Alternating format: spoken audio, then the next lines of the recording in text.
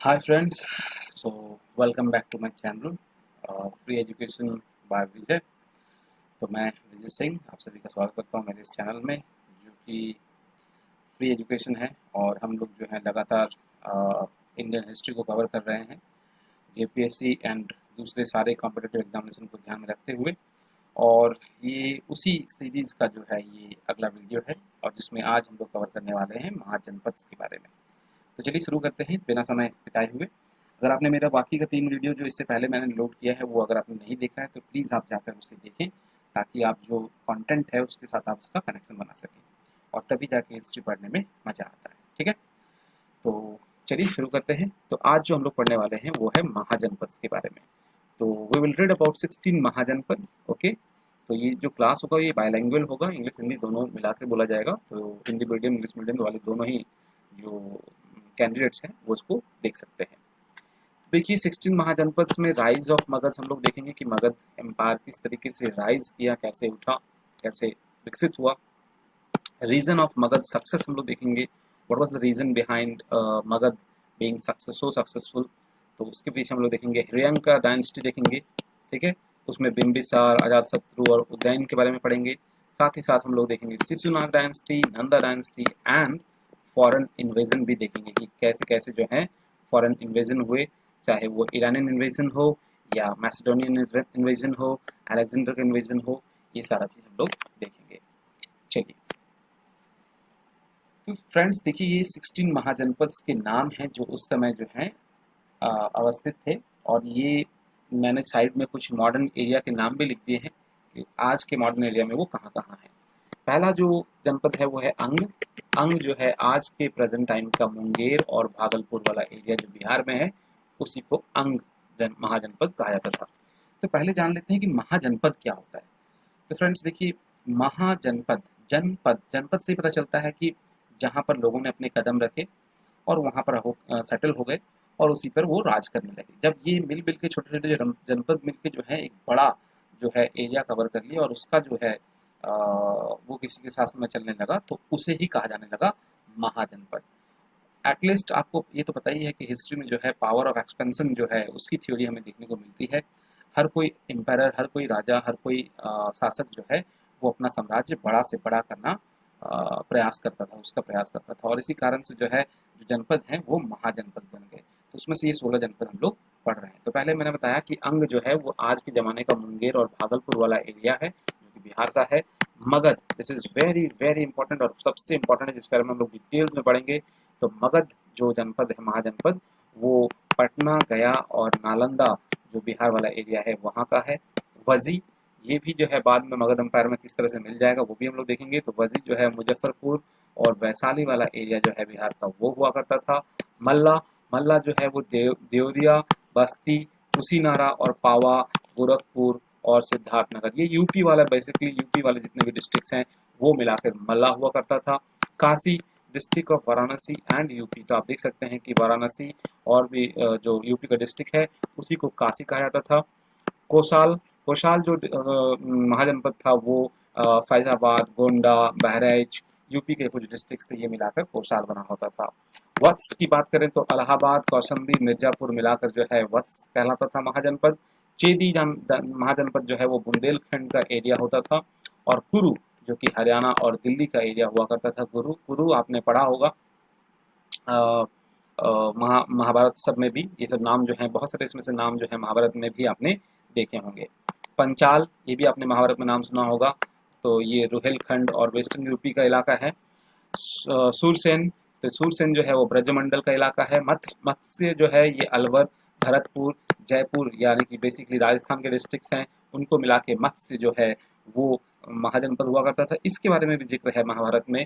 अवंती जो है वो मालवा का एरिया होता था। अस्मक जो है वो नर्मदा और गोदावरी नदी के बीच का जो एरिया था उसको अस्मक महाजनपद कहा जाता था। गंधार, गंधार का आपको याद होगा, शकुनी जो है गंधार के हुआ करते थे, तो वो जो है वो भी महाभारत में जिक्र है। ये अभी के ज़माने में वेस्टर्न पार्ट ऑफ पाकिस्तान और कुछ अफगानिस्तान का हिस्सा है। और कंबोज जो कि हाजरा डिस्ट्रिक्ट ऑफ पाकिस्तान में बिलोंग करता है। तो ये 16 बड़े महाजनपद हुआ करते थे। इसमें से सबसे इम्पोर्टेंट जो है वो मगध है, ठीक है, और कुछ कुछ जो इम्पोर्टेंट हैं वो कुरु है, ठीक है। ये सब के बारे में, अवंती है, ठीक है, ये सब के बारे में हम लोग पढ़ेंगे। चलिए आगे बढ़ते हैं। तो देखिए सबसे पहले महाजनपद जो हम लोग पढ़ने वाले हैं वो है मगध। तो उसी के बारे में हम लोग जो है चर्चा करते हैं। मगध को पूरा डिटेल्स में पढ़ेंगे बिकॉज मगध महाजनपद जो था वो सबसे बड़ा महाजनपद था और काफ़ी इंपॉर्टेंट भी है हिस्ट्री पॉइंट ऑफ व्यू से, हमारे एग्जामिनेशन पॉइंट ऑफ व्यू से। ये videos JPSC plus all competitive examination के लिए वैलिड है और इसको आप पढ़कर जो है सारे कॉम्पिटिटिव एग्जामिनेशन में अच्छी तरह से मार्क्स स्कोर कर सकते हैं। और ये वीडियो जो है स्पेशली पीटीज को ध्यान में रख के बनाया गया है, तो इसलिए बिल्कुल इसको मेंस के दृष्टिकोण से ना देखें। जो भी पीटीज के दृष्टिकोण से जो इंपॉर्टेंट क्वेश्चन बन सकते हैं उसी सारे पॉइंट्स को इसमें डालने की कोशिश की गई है। चलिए अभी देखते हैं हम लोग बुद्धिस्ट लिटरेचर। देखिए जो बुद्धिस्ट लिटरेचर था ना, अंगुत्तर निकाय, इसी बुद्धिस्ट लिटरेचर से, और एक महावस्तु, ये दो बुद्धिस्ट लिटरेचर थे, और एक जैन लिटरेचर है भगवती सूत, इसी से ही हमें 16 महाजनपद के बारे में पता चलता है। तो बेसिकली इस बुद्धिस्ट लिटरेचर में, चाहे वो अंगुत्तर निकाय हो या फिर महावस्तु हो या फिर भगवती सूत हो, इसी तीनों लिटरेचर से, चाहे बुद्धिस्ट लिटरेचर हो या जैन लिटरेचर हो, इन्हीं तीनों लिटरेचर से हमें जो है मगध या 16 महाजनपद के बारे में पता चलता है। अब हमारा मगध एम्पायर या मगध महाजनपद जो है वो आखिरकार क्यों बहुत ज़्यादा सक्सेसफुल रहा या सबसे बड़ा महाजनपद बन के उभरा, सबसे इम्पोर्टेंट महाजनपद बन के उभरा, इसका क्या कारण था? देखिए तो इसके पीछे हम लोग कुछ इंपॉर्टेंट बातें देखेंगे तो हमें पता चल जाएगा। The political history of India from 6th century BC onwards is the history of struggle between four states। तो 6वीं शताब्दी से, यानी कि 6ठी शताब्दी ईसा पूर्व से पहले, यानी कि 6th century BC से पहले जो है, जो संघर्ष चला था महाजनपदों में, उसमें से 4 इंपॉर्टेंट महाजनपद हैं, जैसा कि मैंने आपको बताया था, मगध, कौशाल, वत्स और अवंती। तो इनके बीच में जो है लगातार संघर्ष चल रहा था सुप्रीमेसी के लिए, अपना वर्चस्व कायम करने के लिए और एक बड़ा महाजनपद बनकर उभरने के लिए। और इस चारों के संघर्ष में सबसे अल्टीमेटली कौन सा महाजनपद बन के उभरा? तो वो था मगध। तो मगध महाजनपद जो है मोस्ट पावरफुल और सबसे सक्सीडेड जो जनपद है वो एम्पायर बन के निकला। तो आखिर ऐसा क्या कारण था? मगध के सक्सेसफुल होने के पीछे क्या कारण था, पहले ये हम लोग जान लेते हैं। तो देखिए मैंने यहाँ पर कुछ पॉइंट्स में मेंशन किया है, इसके ऊपर देख लेते हैं। Advantages geographical position. तो आपको ये जानना होगा कि बहुत ही लाभदायक, ठीक है, भौगोलिक स्थिति जो है वो मगध की थी। क्या ऐसी लाभदायक स्थिति थी भाई? तो ये स्थिति थी, आयरन जो लोहा होता है ना, वो बड़ी प्रचुर मात्रा में मौजूद था मगध के आसपास वाले इलाके में। तो देखिए यहाँ पर दिया भी हुआ है, because the richest iron deposit were situated not far away from Rajgir. Rajgir जो है मगध का कैपिटल हुआ करता था शुरुआती दौर में। तो राजगीर से ज़्यादा दूर नहीं है लॉ एस के एरियाज, जो हम लोग झारखंड एरिया में भी है, तो उस समय बिहार का ही एरिया हुआ करता था। तो इसीलिए बोला गया है कि लोहे के मामले में, आयरन के मामले में काफ़ी इंपॉर्टेंट था। तो आयरन का करते क्या थे जिससे वो इतने इंपॉर्टेंट बन गए? आयरन का वो हथियार बनाया करते थे, ठीक है ना। तो इस कारण से भी वो काफ़ी इंपॉर्टेंट बन गया। नेक्स्ट है, और इकोनॉमिकल पॉइंट ऑफ व्यू से भी इंपॉर्टेंट था ही, Magadh lay at the centre of the middle Gangetic plain. तो पहला रीजन हमने देखा कि because of the huge amount of presence of iron nearby places from its capital Rajgir. So because of that Magadh success was very very evident.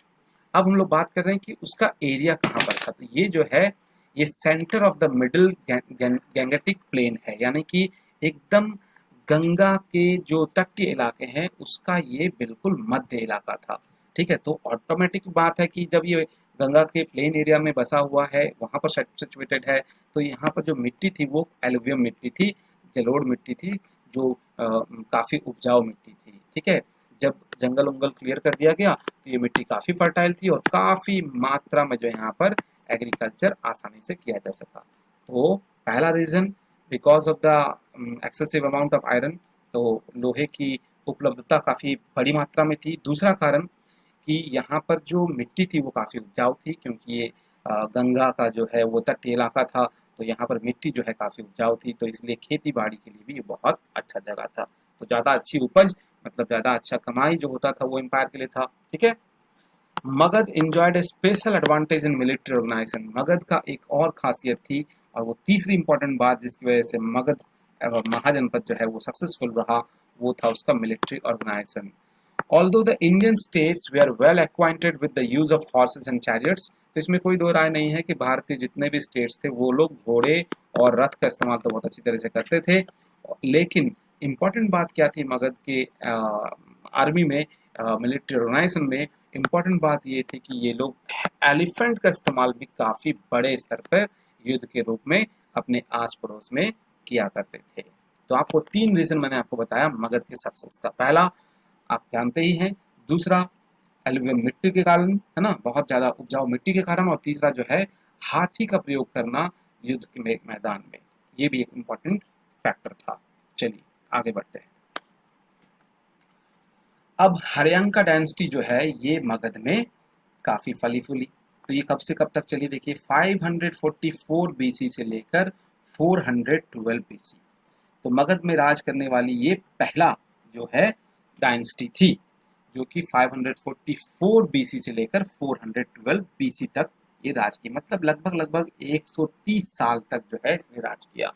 इसके सबसे पहले जो हैं जो राजा थे वो थे बिम्बिसार। ठीक है, तो हर्यंका डायनेस्टी के जो फाउंडर थे वो कहा जाए तो वो बिम्बिसार थे, जिनका असली नाम श्रोनिका भी था, श्रोनिक या Shronika. Magadha came into prominence under the leadership of Bimbisara. तो मगध का जो असली मजबूती जो है वो बिम्बिसार के लीडरशिप में ही आया था।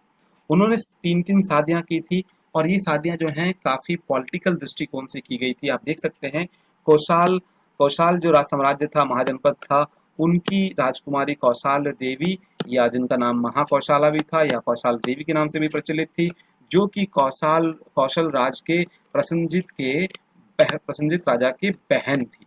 तो ये आपको याद रखना है, उन्होंने उनकी बहन से शादी की थी, कौशल राज के प्रसन्नजित राजा जो थे उनकी बहन से, कौशल देवी या महाकौशाला से। ठीक है, तो ये सब पॉलिटिकल रीजन है ताकि अपना एम्पायर जो है वो एक्सपेंड हो जाए। अगर आपने किसी साम्राज्य से शादी कर ली तो वो तो आपके ऊपर अटैक करेगा नहीं, प्लस आपका जो एक्सपेंशन है, आपका जो साम्राज्य है वो वहां तक फैल जाएगा। फिर उन्होंने एक शादी की थी लिच्छवी जो साम्राज्य है उसकी एक राजकुमारी से, चेलना जो है वो लिच्छवी जो हेड थे चेतक, उनकी बहन थी। ठीक है, तो लिच्छवी महाजनपद या लिच्छवी साम्राज्य के जो हेड हुआ करते थे चेतक, उनकी बहन से, चेलना से उनकी शादी हुई थी। और तीसरी शादी उन्होंने की थी मद्र जो साम्राज्य हुआ था उसकी जो बेटी थी मद्र राजा के, है ना, जो कि जिनका नाम खेमा था, उनसे उन्होंने शादी किया था। तो तीन तीन शादियां मैंने आपको दिखाई जिससे कि उन्होंने अपनी एक्सपेंशनिस्ट जो पॉलिसी थी, यानी कि अपना साम्राज्य को बढ़ाने का जो तरीका था, वो इस समय राजा महाराजा जो है वो शादी और ये सब के तरीके से ही किया करते थे। He gained a part of Kashi as the dowry in his marriage। देखिए शादी में उनको दहेज में क्या मिला, काशी जो है साम्राज्य जो जगह था, जो महाजनपद था वो मिल गया उनको। हम लोगों ने पढ़ा था 16 महाजनपद में काशी भी एक था, वो उनको मिल गया। किसके द्वारा मिला, तो प्रसन्नजीत के द्वारा मिल गया, with the sister of king Prasannajit of Kaushal. तो उन्होंने जो है दान में या दहेज में जो है कहा जाए तो काशी दे दिया। तो देखिए उनका साम्राज्य बढ़ गया। यही सब पॉलिटिकल रीजंस थे। उसके बाद उन्होंने अंग जो महाजनपद था उसको भी कन्क्वर कर दिया, उसको भी अपने वश में कर लिया। उसके बाद एक और इम्पोर्टेंट पॉइंट निकल के आता है कि उन्होंने अपना एक फिजिशियन था, मतलब बिम्बिसार का एक, मतलब एक ये हुआ करते थे, फिजिशियन हुआ करते थे जिसको हम लोग वैद्य बोलते हैं उस जमाने में, जीविका हुआ करते थे, उनका नाम था जीविका। उन्होंने उनको उज्जैन भेजा था, इसलिए एक अवंती के राजा थे प्रद्योत, उनके पास भेजा था, क्योंकि प्रद्योत जो है जॉन्डिस से पीड़ित थे। उस समय उन्होंने अपना एक फिजिशियन जो है भेजा था वहाँ, तो ये भी कहा जाता है। He build the city of Rajgriha. तो अगर आपको ये जानना हो कि राजगृह बोल के जो है एक शहर है जो कि बाद में इनका कैपिटल भी बना, तो उस शहर को बनाने वाले कोई और नहीं बिम्बिसार ही थे। तो राजगृह जो है काफ़ी इंपॉर्टेंट हिस्टोरिकल प्लेस है, कभी मौका मिले तो जरूर जाएं, मैं गया हुआ हूँ। He was the first Indian king who had a regular and standing army। वो पहले जो हैं ऐसे राजा थे जिनके पास रेगुलर आर्मी और स्टैंडिंग आर्मी होती थी। देखिए पहले क्या होता था ना, इससे भी पहले जब हर्यंका डायनेस्टी नहीं आई थी उससे भी पहले क्या होता था कि राजा और महाराज के पास उतना पैसा होता नहीं था कि वो लोग स्टैंडिंग आर्मी जो है रख सके। तो वो लोग क्या करते थे, वॉर के समय से जो है वो सभी घर घर से एक एक मेंबर ले लिया करते थे और फिर वॉर लड़ते थे। तो ऐसे में क्या होता था कि कहीं ना कहीं आप देख सकते हैं कि जो जो कोलैबोरेशन है, जो एक तरह से जो सामंजस्य है, वो नहीं सही बैठता था। जो लोग घर से आते थे उनको ट्रेनिंग सही तरह से नहीं मिली होती थी, वो उतने एक्सपर्ट नहीं होते थे और इसलिए वो अक्सर जाके युद्ध में हार जाया करते थे, ठीक है, क्योंकि वो फैमिली मैन थे। लेकिन जब आप एक स्टैंडिंग आर्मी रखेंगे तो क्या करना पड़ेगा, आपको इकोनॉमी आपको मजबूत करनी पड़ेगी, आपको पैसा देना पड़ेगा, या तो फिर आपको उनको कुछ पे करना पड़ेगा। तो उस ज़माने में या तो फिर पैसे दिए जाते थे या तो फिर ज़मीन दिया जाता था, ठीक है ना? तो अलग-अलग तरीके से पे करने का तरीका होता था। तो स्टैंडिंग आर्मी रखने के लिए राजा को खुद भी मजबूत होना ज़रूरी है, उसकी इकोनॉमिक कंडीशन भी होनी बहुत ज़्यादा मजबूत होनी ज़रूरी है।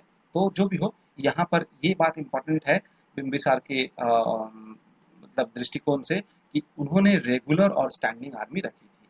सो इसमें हम लोगों ने कुछ इंपॉर्टेंट पॉइंट्स पढ़े, उसको आप नोट डाउन कर लेंगे। तो बिम्बिसार जो है वो फाउंडर ऑफ द हर्यंका डायनेस्टी है, ठीक है, और मगध जो है उनके ही समय में काफ़ी प्रोमिनेंट हुआ था। उन्होंने 3-3 राजकुमारियों से शादी की थी, कौशाल, यशस्वी और मद्र साम्राज्य के राजकुमारियों से शादी की थी, जिसमें से कौशाल देवी, चेलना और खेमा से, ठीक है। उसके बाद उनको काशी तो दहेज में ही मिल गया था प्रसेनजीत के द्वारा, जो कौशाल के राजा हुआ करते थे। अंग उन्होंने कॉन्क्वायर किया था। और एक इम्पोर्टेंट पॉइंट है, क्वेश्चन बन के आ सकता है कि उन्होंने अपने किस फिजिशियन को जो है राजा अवंती के राजा प्रद्योत के पास भेजा था जब उनको जॉन्डिस हुई थी, तो उस फिजिशियन का नाम है जीवा, ठीक है। बहुत तरह से क्वेश्चन घुमा घुमा के बनाया जा सकता है। और ये भी क्वेश्चन आ सकता है कि राजगृह यानी कि राजगीर, जिसका पुराना नाम राजगृह है, इस इस टाउन को बनाने वाले या इस शहर को के संस्थापक कौन थे? तो बिंबिसार होगा इसका सही आंसर। अब हम लोग आगे बढ़ते हैं, ठीक है। और एक क्वेश्चन आ सकता है कि उनकी कौन ऐसे राजा थे जिनकी रेगुलर और स्टैंडिंग आर्मी थी? तो वो भी होगा आंसर कौन? बिंबिसार। चलिए आगे बढ़ते हैं। बिंबिसार के बाद हर्यंक डायनेस्टी में आने वाले थे अजात शत्रु। इनका नाम ओरिजिनल नाम था कुनिका। इनका साम्राज्य देखिए 492 बीसी से लेकर 460 बीसी तक चला। तो लगभग लगभग 32 ईयर्स इन्होंने शासन किया। देखिए बैक चल रहा है बीसी, है ना? इसके बारे में मैंने डिस्कस किया हुआ पहले वीडियो में। Bimbisara was succeeded by his son Ajatashatru. तो बिंबिसार के बेटे थे अजातशत्रु। अजातशत्रु ने एक बहुत ही घिनौना काम किया था और वो काम था अपने पिता को मारना। तो देखिए उस जमाने में ये प्रचलित था, और उस जमाने से ही नहीं, ये तो काफी पुराने जमाने की बात हो रही है। ये देखा गया है, आप मेडिवल हिस्ट्री तक आइएगा तो आप देखिएगा हर साम्राज्य में कोई ना कोई ऐसा बेटा जरूर रहा है जिसने अपने पिता की हत्या की है और राजा बनने के लिए। ऐसा प्रचलित हो गया था, मतलब धीरे धीरे ये एकदम एक कस्टम बन गया था कि अगर राजा बनना है तो अपने पिता की हत्या करनी होगी या अपने पिता को हटाना होगा किसी भी तरीके से। और ये ही किया था अजात शत्रु ने भी। तो ये बहुत ही गलत बात था। जो भी हो, उन्होंने अपने पिता की हत्या कर दी एंड साम्राज्य को अपने कब्जे में ले लिया। अजात शत्रु फॉलोड ए मोर एग्रेसिव पॉलिसी। माना जाता है कि ये काफी एग्रेसिव हुआ करते थे, काफी तेज तरार थे और अपने जो एक्सपेंशन को बहुत ज्यादा ध्यान दे रहे थे, यानी कि ये अपने साम्राज्य को बढ़ाने की कोशिश कर रहे थे। He gained complete control over Kashi. उन्होंने काशी के ऊपर पूरा कंप्लीट कंट्रोल ले लिया काशी के ऊपर। And broke the earlier amicable relation. जितने प्यारे संबंध थे, जितने रिश्तेदारी थी, वो सब उन्होंने तोड़ दी अपने मैटरनल अंकल, अपने मामा के ऊपर जो है अटैक करते हुए। क्योंकि देखिए बिंबिसार ने शादी की थी प्रसन्नजीत जो कौशाल के राजा थे उनकी बहन से, ठीक है। तो ऑब्वियसली उनके बेटे हैं अजातशत्रु, तो अजातशत्रु के माँ के भाई हुए प्रसन्नजीत, तो ऑटोमेटिक ये मामा हुए उसके। लेकिन उसने उनको भी नहीं छोड़ा और प्रसन्नजीत के ऊपर भी यानी कि अपने मामा के ऊपर भी अटैक कर दिया और कौशाल को भी अपने वश में ले लिया। देखिए हिंदी में कौशाल कौशाल जो भी बोल सकते हैं आप, ठीक है। आगे बढ़ते हैं। तो अजातशत्रु का ये पॉलिसी था। अब जो है अजातशत्रु के बारे में और हम लोग देखेंगे। देखिए जो वजी है, वजी जो महाजनपद था, वो कॉन्फेडरेशन था। कॉन्फेडरेशन मतलब क्या होता है? मतलब group of lot of group of state कह सकते हैं, संघ जिसको बोल सकते हैं। मतलब जो आपसी सहमति से जो है एक साथ मिलकर जुड़ जाते हैं और अपने एक किसी शासक को चूज कर लेते हैं कि आप ही जो है सबसे पावरफुल है तो आप ही रन करेंगे। तो उसको कॉन्फेडरेशन बोलते हैं। अलग अलग छोटे छोटे जो जनपद हैं वो मिलकर के जब एक बड़ा जनपद बनाते हैं तो वो कॉन्फेडरेशन वही हो गया। तो वजी जो कॉन्फेडरेशन था वो आजाद शत्रु का अगला टारगेट था अटैक का। This war was lengthy one. लेकिन वजी को हासिल करना इतना आसान नहीं था उनके लिए, क्योंकि ये बहुत ही लंबी लड़ाई चली। और ट्रेडिशन में हमें पता चलता है कि ये लंबा लड़ाई जो है वो 16 साल तक चला। देखिए मैंने ना अलग अलग कलर से जो है कुछ इंपॉर्टेंट पॉइंट्स को हाईलाइट कर दिया है, इसको आप नोट डाउन कर सकते हैं। 16 ईयर्स तक जो है वजी के साथ उनकी लड़ाई चली और आखिरकार उन्होंने वजी को हरा ही दिया 16 साल के बाद, वो भी डिसीट करते हुए, यानी कि जालसाजी से, धोखेबाजी से। ठीक है, क्या क्या धोखेबाजी की थी उन्होंने? By sowing the seeds of discord amongst the people of Vajji, Vajji के लोगों के अंदर ही जो है कहीं ना कहीं उन्होंने जो है फूट डाल दी थी। ठीक है, यही उन्होंने चाल खेली थी, लोगों के अंदर अविश्वास पैदा कर दिया था, लोगों के अंदर फूट डाल दी थी। तो इस तरीके से धोखे से 16 साल के बाद आखिरकार उन्होंने वजी को अपने काबू में ले लिया। The three things that played important role to defeat Vajji, जो तीन बातें जो है वजी को हराने में इंपॉर्टेंट रही थी वो थी एक सुनिधा एंड वत्सकर। तो ये सुनिधा और वत्सकर कौन है भाई? ये लोग अजात शत्रु के डिप्लोमेटिक मिनिस्टर हैं जिन्होंने वो फूट डालने वाला काम किया था। राथमुसला, ये राथमुसला कौन है? A kind of chariot to which a mace was attached, ये एक ऐसा रथ है जिसमें एक मुस्ल, मुस्ल मतलब होता है गदा, और रथ मतलब तो आपको पता ही है, तो रथ मुस्ल मतलब होता है एक ऐसा रथ जिसमें कि एक गदा अटैच कर दिया गया था और इससे वो अटैक करते थे, वार करते थे। ठीक है, तो ये एक बहुत ही इनोवेटिव एक तरह से रथ था। और एक इंपॉर्टेंट चीज है वो है महाशिला कंटका। तो महाशिला कंटका क्या है? ए वार इंजन विच कैटपुलेटेड बिग स्टोन्स, एक बड़ा सा वॉर इंजन, एक बड़ा सा युद्ध का इंजन उन्होंने तैयार किया था, एक तरह से रथ ही था जिसको कि वो इस्तेमाल करते थे पत्थर को, पत्थर का मतलब तेजी से अटैक करने के लिए, पत्थर को जो है उससे पेल्ट करवाते थे, कैटपुलेटेड करवाते थे। यानी कि कैटपुलेटेड मतलब हो गया आपको एक तरह से गुलेल, आपने देखा है गुलेल में किस तरीके से पत्थर हम लोग जो है पकड़ के खींच के मारते हैं, उसी तरीके से जो है उस मशीन से जो है पत्थर काफी तेजी से निकलते थे। उस तरह का कुछ उन्होंने जो है एक बनाया था, एक मशीन। ठीक है, तो उसका नाम था महाशिला कंटका। ये भी एक इम्पोर्टेंट रोल प्ले किया था वजी को हराने में। In this way Kashi and Vaishali the capital of वजी, तो वजी का कैपिटल वैशाली हुआ करता था और काशी, ये दोनों जो है मगध में जुड़ गए। तो ये खास बात रही थी किसकी? अजात शत्रु की। Making it the most powerful territorial power in the Gangas valley, तो उस जमाने में गंगा के नदी के आसपास सबसे इंपॉर्टेंट ये पावरफुल जो है मगध महाजनपद जो है बन के खड़ा हुआ था। He build the fort of Rajgriha, तो राजगृह में जो महल है राजा का वो अजात शत्रु ने ही बनाया है। एंड ए वॉच फोर्ट, और वहां पर उन्होंने एक वॉच फोर्ट भी बनाया था। वॉच फोर्ट आपने देखा होगा कि दूर दूर तक जो है नजर रखने के लिए ऊंचा सा एक टावर बना दिया जाता है जिसको कि जल दुर्गा भी बोला गया है। आज के जमाने में उसका नाम जल दुर्गा रख दिया गया है। पानी के पास ही जो है नदी में एक ऊंचा सा जो है उन्होंने टावर बना दिया था चारों तरफ नजर रखने के लिए। और ये कहाँ बना हुआ है? पटली जो विलेज है वहां पर बना हुआ है, गंगा नदी के बिल्कुल तट पे। ठीक है, तो ये भी उन्होंने ही बनाया था। चलिए आगे बढ़ते हैं। तो अजात शत्रु के बारे में अभी हमने पढ़ा, उसके बाद अब इम्पोर्टेंट जो आ रहे हैं वो है उनके बेटे उदयन। तो उदयन का क्या कारनामा था थोड़ा वो हम लोग देख लेते हैं। इन्होंने 460 से लेकर 440 बीसी तक इन्होंने राज किया, लगभग लगभग 20 साल तक इन्होंने राज किया। अजात शत्रु के ये बेटे हुआ करते थे। His reign is important because he laid the foundation of the city of Pataliputra. इनका साम्राज्य काफी इंपॉर्टेंट है क्योंकि इन्होंने पाटलिपुत्र जो है यानी कि पटना, जिसका मॉडर्न नेम पटना है, पटना शहर की जो है नींव इन्होंने ही रखी थी। तो ये भी क्वेश्चन के पॉइंट ऑफ व्यू से काफी इंपॉर्टेंट है। You can be asked a question, who was the founder of the city of Patliputra? Then you have to answer Udyan. So at the confluence of the Son and Ganga नदी, तो पटना जो है वो गंगा और सोन नदी के बिल्कुल समागम में है। कॉन्फ्रेंस मतलब समागम, जहाँ पर दोनों मिलती है। And he shifted the capital from Rajagriha to Pataliputra. This is also very important. ये क्वेश्चन आ सकता है आपको एग्जाम में कि किसने मगध एम्पायर में राजगृह से पाटलिपुत्र जो है अपना कैपिटल चेंज किया था। The answer will B Udayan. Udayan जो है वो सक्सीडेड बाय अनिरुद्ध। उदयन के बाद और भी अलग अलग जो हैं वो मगध एम्पायर में जो है हर्यंका डायनेस्टी के अलग अलग शासक आए, but they were not so strong like Bimbisara, Ajatashatru and Udayan. तो इसलिए उनका नाम मैं ऐसे लिख दे रहा हूँ, ज़्यादा डिटेल्स में जाने की जरूरत भी नहीं है। तो Udayan was succeeded by Aniruddha. Udayan के बाद अनिरुद्ध आए, उनके बाद मुंडा आए, मुंड या मुंडा जो भी बोल सकते हैं। उसके बाद नागदशक आए और इस तरह से जो है उनका आगे साम्राज्य चलता रहा। लेकिन ये तीनों ही जो हैं वो काफी वीक थे और इसलिए इनके बारे में कुछ बहुत ज्यादा इंपॉर्टेंट बातें नहीं है। जब धीरे धीरे जो है हर्यंका डायनेस्टी जो है डिमिनिश हो रही थी, खत्म हो रही थी, कमजोर होती जा रही थी, डिक्लाइन होती जा रही थी, उसी समय जो है शिशुनाग डायनेस्टी जो है बनाती है, और ये शुरू हो जाती है 412 बीसी से लेकर 344 बीसी तक शिशुनाग डायनेस्टी चलती है। तो थोड़ा शिशुनाग डायनेस्टी को हम लोग एक कंपाइल करके थोड़ा सा पढ़ लेते हैं। देखिए, नाग दशक जो है वो लास्ट जो है अनवर्दी रूलर हुआ करते थे हरेंका डायनेस्टी की।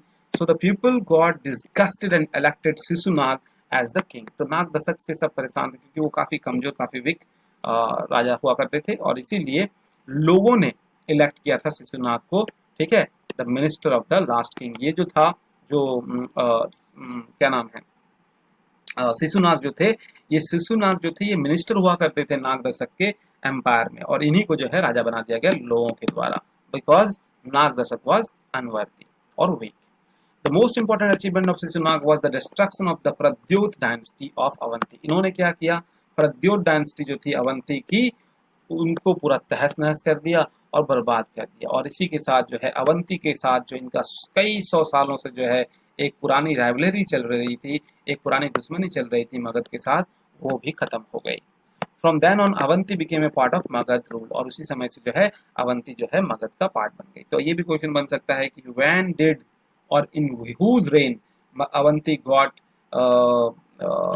mixed with Magad or get covered with Magad, कैसे मगध के साथ वो जुड़ गया, तो ये हम लोग बोल सकते हैं शिशुनाग के एम्पायर में, ठीक है। शिशुनाग वॉज सक्सीडेड बाय काल अशोक। शिशुनाग जो है उसके बाद, शिशुनाग के बाद आए थे काल अशोक, जिनका ओरिजिनल नाम जो है काकवर्ण था। His reign is important because he convened the second Buddhist council in Vaishali. तो काल अशोक के लिए इम्पोर्टेंट बात यही है, एक बात इम्पोर्टेंट है वो ये कि काल अशोक के समय ही सेकंड बुद्धिस्ट काउंसिल जो है वो वैशाली में 383 बीसी में हुआ था। तो ये क्वेश्चन आ सकता है, when did the second Buddhist council held, तो आपको कहना है 383 BC. Where did the second Buddhist council held, तो the answer will be Vaishali. And under whose reign the second Buddhist council held, तो the answer will be Kalashoka और काकवर्ण। Next हम लोग आगे बढ़ते हैं, और अब आता है नंदा डायनेस्टी। तो जैसे जैसे आगे हम लोग बढ़ते जा रहे हैं, वैसे वैसे जो है मगध में ही जो जो कुछ भी घट रहा है वो हम लोग देख रहे हैं। पहले आया हरेंका डायनेस्टी, फिर शिशुनाग डायनेस्टी में दो इंपॉर्टेंट रूलर हम लोगों ने देखा, शिशुनाग और काल अशोक को, और अब हम लोग जो है नंदा डायनेस्टी देखने जा रहे हैं। नंदा डायनेस्टी जो है 344 बीसी से लेकर 323 बीसी तक चली। The Shishunaga dynasty was overthrown by Mahapadmananda. तो सबसे पहले जो राजा थे नंदा डायनेस्टी के वो थे महापद्मानंदा, जिन्होंने नंदा डायनेस्टी की नींव रखी। Who established a new line of kings known as Nanda's. इन्होंने ही जो है नंदा का, जो नंदा डायनेस्टी की जो है वो नींव रखी थी। Mahapadmananda is also known as सर्व छत्रांतक, ठीक है, सर्व छत्रांतक जो है उनको ये भी कहा जाता था। इसका मतलब क्या है, अपरूटर ऑफ ऑल द क्षत्रिय। तो जितने भी क्षत्रिय थे इसको उखाड़ के फेंकने का काम जो है महापद्मानंदा ने किया था। ऐसा हमें ये जानकारी मिलती है पुराण से, जो कि हम लोगों ने वैदिक लिटरेचर में पढ़ा है, उससे ये जानकारी मिलती है। उग्रसेन भी इनको कहा जाता था, इनको टाइटल के रूप में सर्व छत्रंतक कहा गया है, सर्व छत्रंतक, और दूसरा है उग्रसेन। तो उग्रसेन का मतलब है owner of huge army, Pali text के अनुसार, ठीक है। द पुराण कॉल महापद्मा एक रथ। पुराण में महापद्मानंदा का एक और टाइटल कहा गया है, वो है एक रथ। एक रथ का मतलब होता है द सोल मोनार्क, यानी कि एकमात्र राजा बचा था, सबको उन्होंने पराजित कर दिया था। He seems to have overthrown all the dynasties which ruled at the time of Shishunaga. Shishunaga के समय में जितने भी डायनेस्टीज थी उन सबको जो है उसने मगध में शामिल कर लिया था। He is often described as the first empire builder of Indian history। ऐसा माना जाता है कि उनको फर्स्ट एम्पायर बिल्डर के रूप में इंडियन हिस्ट्री में माना जाता है। तो ये भी क्वेश्चन आ सकता है, who is called as the first empire builder of Indian history, the answer will be Mahapadmananda. Who has been given the title of Ekrath according to Purans, and the answer will be Mahapadmananda। ठीक है, तो ये सब आपको याद रखना है। सर्व छत्रंतक और उग्रसेन किसका नाम था, किसको टाइटल मिला था, ये सब। Mahapadma was succeeded by his 8 sons। Mahapadmananda के 8 बेटे थे, ठीक है, और उनके 8 बेटों में जो है चला, और वो लोग लगातार शासन करते रहे। और उनमें से सबसे लास्ट जो रूलर थे वो थे धानानंदा। ठीक है, ज़्यादा डिटेल्स में हम लोग जाने की जरूरत नहीं, जो जो इंपॉर्टेंट पॉइंट है वो मैं बता रहा हूँ आपको। तो ये सारा जो है मैंने चीज़ जो है आइटम्स जो है वो मैंने एनसीईआरटी प्लस लूसेंट और एक बुक है उसके द्वारा लिया है। ठीक है, तो धानानंदा वॉज द लास्ट वन। तो धानानंदा जो है वही लास्ट रूलर हुआ करते थे। और आपको पता होना चाहिए कि धानानंदा के बाद ही जो है इनको हराने के बाद चंद्रगुप्त मौर्य जो है उन्होंने स्थापना की थी मौर्य डायनेस्टी की। The last king of was Dhanananda and is possibly identical with the Agrammes और जेंड्रमिस। एग्रमिस और जेंड्रमिस बोल के एक राजा के बारे में जिक्र है ग्रीक टेक्स्ट में बहुत सारे ग्रीक टेक्स्ट में। तो शायद ऐसा माना जाता है कि ये जो एग्रमिस और ये जेंड्रमिस जो भी बोला जा रहा है ये शायद धनानंदा के बारे में ही बताया गया है, क्योंकि वो दोनों ही बिल्कुल आइडेंटिकल दिखते हैं हिस्टोरियन को, तो ऐसा लगता है। It was during the rule of Dhanananda that the invasion of Alexander took place. धानानंदा ही वो राजा थे जिनके दौरान जो है मैसेडोनियन जो साम्राज्य से अलेक्जेंडर जो है वो उनकी एंट्री होती है नॉर्थ वेस्ट इंडिया में 326 बीसी में। तो याद रखना है, दिस इज वेरी इंपॉर्टेंट, कि किस राजा के साम्राज्य के दौरान जो है अलेक्जेंडर की जो है अलेक्जेंडर यहाँ इंडिया में आते हैं 326 बीसी में, तो धानानंदा के साथ, धानानंदा के साम्राज्य के समय। According to Greek writer Curtius, Dhanananda commanded a huge army. तो ग्रीक राइटर एक हैं कर्टियस के अनुसार धानानंदा के पास ना बहुत ही ह्यूज आर्मी थी, जिसमें 20,000 कैवलरीज थी। तो 20,000 कैवलरी का मतलब क्या होता है? घुड़सवार। 20,000 घुड़सवार थे, 2 लाख इन्फेंट्री थे, पैदल चलने वाले सैनिक थे, और 2,000 रथ थे, चैरियट्स, एंड 3,000 एलिफेंट, और 3,000 हाथी थे। तो आप सोच सकते हैं कि कितनी भयंकर और कितनी बड़ी आर्मी थी धानानंदा की। It was the might of Dhanananda that terrorize Alexander. ऐसा कहा जाता है, इसका कोई मतलब लिखित प्रमाण तो नहीं है, बट ऐसा कहा जाता है कि अलेक्जेंडर की जो आर्मी थी या अलेक्जेंडर जो थे वो यहाँ तक पहुँचने के बाद नॉर्थ वेस्ट इंडिया यानी कि वो जो नदी के उस पार यानी कि जो सिंध तक पहुँच जाने के बाद जो है शायद उनकी आर्मी जो है डर गई थी। ठीक है ना, एंड वो आगे बढ़ने से डर गई थी, गंगा के आसपास आने से डर रही थी। क्यों? क्योंकि उनको लग रहा था कि धानानंदा की आर्मी जो है काफ़ी स्ट्रांग है, और उस समय अलेक्जेंडर ना काफ़ी सारा युद्ध लड़ चुके थे, तो उनकी आर्मी वैसे ही काफ़ी जो है थक गई थी। तो ये एक पॉइंट तो है कि वो काफ़ी डर भी गए होंगे धानानंदा के इतने बड़े आर्मी को देखकर। दूसरी बात है कि उनकी जो आर्मी थी वो सारे जो है वापस जाना चाहते थे, because they were tired of fighting. इतने सारे युद्ध वो लड़े हुए थे ना, अलेक्जेंडर द ग्रेट उनको इसलिए बुलाया जाता है क्योंकि उन्होंने आज तक कोई युद्ध हारा ही नहीं था। लेकिन माना जाता है कि ये युद्ध वो उन्होंने किसी दूसरे से नहीं हारा, बल्कि ये युद्ध जो है उनके खुद सैनिकों ने उनको हरा दिया, जहां पर वो लड़ना ही नहीं चाहते थे, और यहाँ से उनको वापस जाना पड़ा। ठीक है, the Nanda dynasty came to an end about 321 to 321 BC. यहाँ तक उनका नंदा डायनेस्टी जो है खत्म होता है, और ये भी कैसे? was supplanted by another dynasty known as Mauryas। तो मौर्य डायनेस्टी की स्थापना हुई, चंद्रगुप्त मौर्य जो हैं उसके फाउंडर थे, और चाणक्य का जो है इसमें बहुत बड़ा रोल था।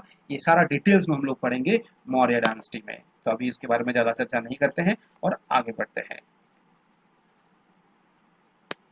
अब इसी दौरान जब ये मगध एम्पायर इतने सारे हम लोगों ने देखा, हम लोगों ने सबसे शुरुआत से देखा मगध एम्पायर किस तरीके से हर्यंका डायनेस्टी के बाद किस तरीके से जो है वो आए थे, है ना। उसके बाद जो है ये नंदा डायनेस्टी लास्ट तक पहुंची।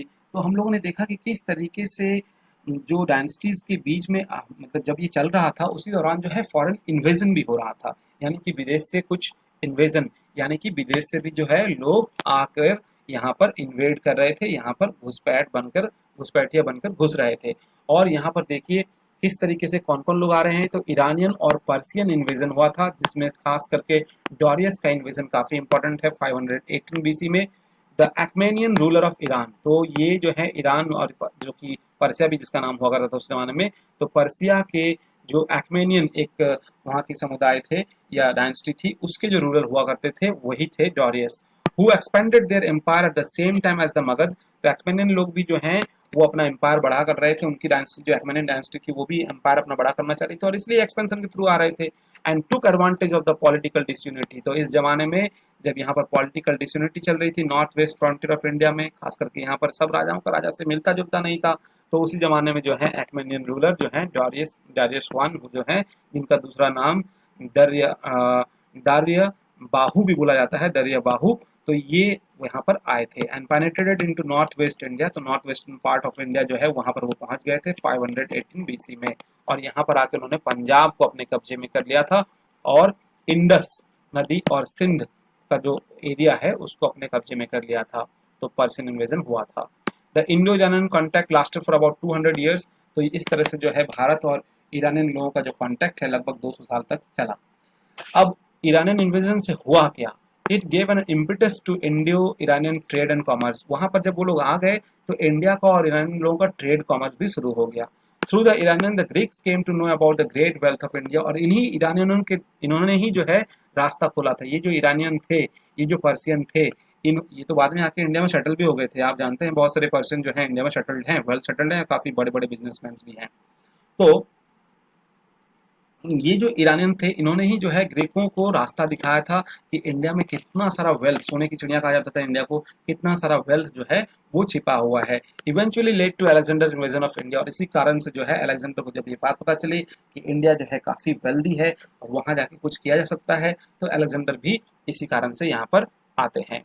The Iranian scribes brought into India A form of writing. Iran ने एक और खास बात की थी, उन्होंने एक लिखने की पद्धति लेके आई थी इंडिया में, और उसको जो है खरोष्टी कहा जाता है, जिसको माना जाता है कि ये सबसे पुरानी लिपियों में से एक लिपि है। ठीक है, इसी से जो है झारखंड की जो है खोरठा जो है, ठीक है ना, या फिर खरुष्ट लिपि जो है वो इसी से आई है। ठीक है, तो आप याद रखना है ये खरोष्ठी लिपि जो है ये सबसे पुरानी लिपि है इंडिया की, जो वो लोग लेके आए थे।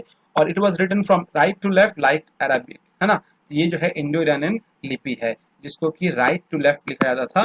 ठीक है, ये अरबिक लैंग्वेज की तरह, अरबिक भाषा की तरह। Iranian influence on the modern sculpture is clearly perceptible. तो ईरानियन इन्फ्लुएंस जो है वो मॉडर्न के कलाकृतियों में बिल्कुल खुले रूप से दिखाई देता है। बहुत सारे ऐसे जो मॉन्यूमेंट्स हैं, बहुत सारे ऐसे बिल्डिंग्स हैं जो ईरानियन मतलब शिल्प कला में बने हुए हैं, तो ये भी आपको देखने को मिल सकता है। ये सब जो है इफेक्ट्स होता ही है जब दो कल्चर्स मिलते हैं, तो ऑटोमेटिक भाषा, व्यापार, है ना, आर्ट एंड कल्चर का आदान प्रदान तो होता ही है। ठीक है, चलिए आगे बढ़ते हैं। और ये देखिए इंपॉर्टेंट है मैसेडोनियन इन्वेजन, जिसमें कि अलेक्जेंडर का इन्वेजन है, जो कि अलेक्जेंडर ग्रेट 326 बीसी में आए थे। Alexander the Great was a great king and general who conquered the Persian Iranian Empire. इसने क्या किया था? उस समय जबरदस्त फाइट चल रहा था मैसेडोनियन और ईरानियन के बीच, और इसने जो है पर्शियन लोगों को हराकर ईरानियन एम्पायर भी जो है अपने पास कैप्चर कर लिया था। In the 4th century BC, the Greeks and the Iranians fought for the supremacy of the world under the leadership of Alexander of Macedonia. The Greek finally destroyed the Iranian Empire, जो कि मैंने आपको बता दिया है। Alexander succeeded his father Philip. तो Alexander के पापा का नाम फिलिप था और उसके बाद वो सक्सीड करते हैं और मैसेडोनिया बोल के जो जगह थी उस पे जो है वो राज करते हैं। He was then only 20 years of age. जब वो राजा बने थे वो सिर्फ 20 साल के थे। From his very childhood he used to dream of world conquest. ये बचपन से ही जो है पूरे वर्ल्ड में जो है अपना परचम लहराना चाहते थे और अपने हक में करना चाहते थे, अपने वश में करना चाहते थे। He quickly conquered many areas। बहुत सारे एरियाज उन्होंने कंक्वर किया। जैसे कि मैंने आपको पहले भी बताया है, उन्होंने कोई भी युद्ध जो है वो हारे नहीं थे। यहाँ पर हम लोग डिटेल्स में पढ़ रहे हैं। As a preliminary step to conquer India, तो उन्होंने इनको इंडिया भी कन्कर करना था, तो उन्होंने काबुल वैली को कन्कर कर लिया, और जो हिली एरिया था नॉर्थ वेस्ट फ्रंटियर जो मैंने आपको बताया था वो सिंध वाला इलाका वो भी कन्कर कर लिया। और आखिरकार वो ओहिंद बोल के जो एटॉक बोल के जगह है, एटॉक के बगल में ओहिंद बोल के जगह है जो कि इंडस नदी के उस पार ही है, जो अभी इस समय पाकिस्तान में होगा, वहां पर वो पहुंच गए थे 326 बीसी तक। The rulers of Taxila and Abhisara submitted but Porus refuse to do so. तो तक्षशिला जो अभी पाकिस्तान में है, वहां के जो रूलर्स हैं, अभिसार बोल के जो जगह है, वहां के जो रूलर हैं वो लोग तो हार मान गए, लेकिन जो पुरु थे, जो पुरु महाजनपद के लोग थे, जो साम्राज्य था, उनके जो राजा थे पोरस जिसको बोला गया है, उन्होंने हार मानने से इनकार कर दिया और वो युद्ध लड़ने के लिए तैयार थे। अलेक्जेंडर ने जो है किसी तरीके से झेलम नदी जो है पार की एक ट्रिक के द्वारा, और पोरस से उन्होंने युद्ध भी किया। Porus was defeated in the battle that followed, और आगे जो लड़ाई हुई उससे पोरस के बीच जो लड़ाई हुई उसमें पोरस को उन्होंने हरा दिया, बट पुरु लोगों को उन्होंने हरा दिया। लेकिन अलेक्जेंडर ने उनके साथ बहुत अच्छा व्यवहार किया, क्योंकि उन्होंने देखा कि पोरस लोग काफी बहादुर हैं और पुरु लोगों को उन्होंने बहुत अच्छी तरीके से व्यवहार किया। बैटल ऑफ वितस्ता का नाम भी इसे बुलाया जाता है, जो पुरु लोगों के साथ उनका युद्ध हुआ था उसको बैटल ऑफ वितस्ता भी कहा जाता है, जो कि आज का मॉडर्न नेम उस नदी का झेलम नदी है। ठीक है, ग्रीक में इसी नदी को हिडास्पस नदी भी कहा जाता है। 326 की बात बता रहा हूँ। This was how the Indians were defeated because of their disunity. और इसी तरीके से देखिए यहाँ पर यूनिटी नहीं थी, पुरु अलग महाजनपद था, अंग अलग जनपद था, अलग अलग जनपद महाजनपद जो है लड़ रहे थे, तो इस कारण से यूनिटी नहीं थी और इस कारण से बाहर से आने वाले लोगों को काफी आसान होता था उनकी डिसयूनिटी में जीतने में। After a brilliant victory at Sakal, तो साकाल के साथ जो है उनकी लड़ाई होती है और उसमें भी उनकी जो सेना है काफी जबरदस्त जीत हासिल करती है, काफी मुश्किल जीत थी, काफी जबरदस्त लड़ाई चली थी साकालों के साथ। The Greek forces reach the beach, तो आखिरकार वो लोग ब्यास नदी के पास पहुंच जाते हैं। Alexander had to return from this place, तो अलेक्जेंडर को आखिरकार देखिए यही ब्यास नदी के पास से उनको वापस जाना पड़ा। क्यों? As his soldiers refuse to go any further, उनके खुद के सैनिक ही जो है, कहा जाता है कि अलेक्जेंडर जो महान जो माने जाते हैं वो कभी हारे नहीं थे, लेकिन उनकी खुद की सेना ने उनको हरवा दिया, उनकी सेना ने आगे जाने से मना कर दिया। And the battle of Jhelum and Sakal had open their eyes, Jhelum में जो उन्होंने लड़ाई लड़ी थी पुरु लोगों के साथ, है ना, और उसके साथ ही साथ साकाल लोगों के साथ जो लड़ाई लड़ी थी, ये सब लड़ाई में काफी बहुत ज्यादा उनको हानि भी हुई थी। मतलब अलेक्जेंडर की आर्मी को काफी लोगों की जान भी चली गई थी और काफी थक गए थे वो लोग युद्ध लड़ लड़ के, और उन्होंने देखा था कि युद्ध का असर क्या होता है। और वो लोग दूसरी तरफ मगध एम्पायर के बड़े से जो सेना थी उससे भी डरे हुए थे, और इसलिए वो लोग ब्यास नदी क्रॉस करना नहीं चाहते थे। आखिरकार अलेक्जेंडर ने वापस की यात्रा शुरू की मैसेडोनिया की तरफ 325 बीसी में, और वो बेबीलोन बोल के जो जगह है जहां पर वो पहुंच गए 323 बीसी में, जहां पर उनकी बेबीलोन में ही उनकी मृत्यु हुई थी 33 ईयर्स ऑफ एज में। तो लगभग लगभग आप देख सकते हैं शुरुआत उन्होंने 20 साल से की थी और 13 साल के अंतराल में उनकी मौत हो जाती है 33 साल की उम्र में। Alexander died, no one was able to keep newly empire together, और जब अलेक्जेंडर की मृत्यु हो जाती है तो उसके बाद के जितने भी शासक थे वो कभी भी उनके बड़े से साम्राज्य को एक साथ नहीं रख पाते हैं, और कई लड़ाइयाँ होती है उन्हीं के अपने ही साम्राज्य के बीच में, और इसलिए उनका साम्राज्य अलग अलग टूट जाता है, और वो टूट के बन जाता है क्या, एक बन जाता है मैसिडोनिया, एक बन जाता है बेबीलोनिया, और एक बन जाता है इजिप्ट। तो ये कहानी थी पूरी की पूरी मगध एम्पायर और मगध एम्पायर के साथ ही साथ पैरेलल चलने वाली इन्वेजन की कहानी। आगे हम लोग जो है पढ़ेंगे किस तरीके से मगध एम्पायर पे जो है मौर्यन एम्पायर का जो है कब्जा होता है, कैसे मौर्यन एम्पायर की सुप्रीमेसी वहां पर बनती है, ये हम लोग पढ़ेंगे मौर्यन पीरियड में। तो आई होप फ्रेंड्स कि आपको ये वीडियो अच्छा लगा होगा। अगर अच्छा लगा है तो प्लीज़ मेरे चैनल को लाइक और सब्सक्राइब जरूर करें। आप देख सकते हैं कि मेहनत जो है काफ़ी ज़्यादा लगती है इस तरह की वीडियोस को बनाने के लिए, तो अगर आपको मेरी मेहनत थोड़ी सी भी अच्छी लगी हो तो आप प्लीज़ इस चैनल को लाइक किए बिना ना जाएं और सब्सक्राइब किए बिना ना जाएं, क्योंकि अगर सब्सक्राइब करेंगे तो आपको जो है मेरे जो जितने भी वीडियोज़ आएंगे उसका जो नोटिफिकेशन है वो जल्द से जल्द आपको मिल जाएगा। मेरे चैनल का नाम है फ्री एजुकेशन बाय विजय, और इसको जो है आप नीचे जो है देखिए मैंने यहाँ पर दिया हुआ है वीडियोस, जो आपने नहीं देखा है उसके लिए भी आप लेफ्ट साइड में क्लिक करके उन वीडियोस को देख सकते हैं, और राइट आइकन में जो है क्लिक करके आप सब्सक्राइब का बटन दबाकर जो है सब्सक्राइब भी कर सकते हैं। अगले आने वाले वीडियोस में हम लोग क्या पढ़ेंगे तो उसकी मैं झलक आपको एक बार दिखा देता हूँ। आने वाले वीडियोस में हम लोग पढ़ेंगे मौर्यन पीरियड, यानी कि मौर्यन एम्पायर के बारे में। ये हमारा नेक्स्ट टॉपिक होगा और हमारा नेक्स्ट वीडियो होगा, तो बने रहिए मेरे साथ। मैं उम्मीद करता हूँ कि आपको ये सारे वीडियोस अच्छे लग रहे हैं, और आप सारे वीडियोस अगर आप देखेंगे लगातार तभी आप एक दूसरे चीज़ों को कनेक्ट कर पाएंगे। इसलिए प्लीज़ रिक्वेस्ट है कि बाकी सारे वीडियोस जरूर देखें, तभी जाके ये वीडियो जो है आपको बहुत ज़्यादा इंटरेस्टिंग लगेगा। ठीक है, तो मिलते हैं फिर अगले वीडियो में, तब तक के लिए धन्यवाद।